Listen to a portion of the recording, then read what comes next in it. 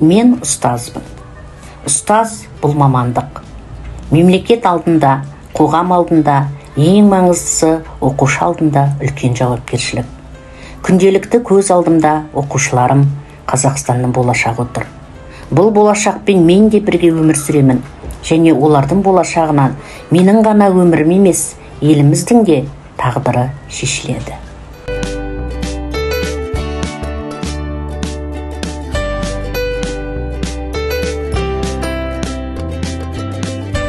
Мұғалімнің бойындағы 7 қасиет: талап қоя білу, таң қалдыру, сендіру, сәттілік, сыйластық, күлімсіреу, ұстамдылық.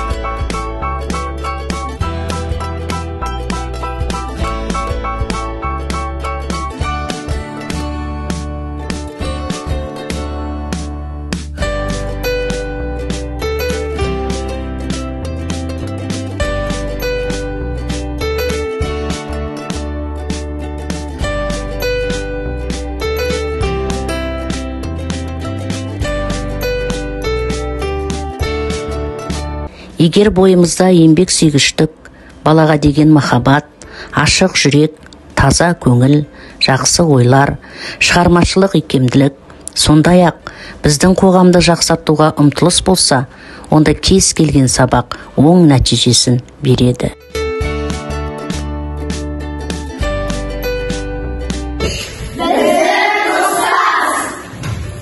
Шығармашылық ұстаз, төзімді ұстаз, ізденімпаз ұстаз, жаңашыл ұстаз, креативті ұстаз.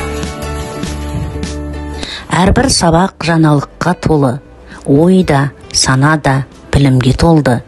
Алдымызда бір ғана мақсат, ол оқушыларды біліммен сусындату.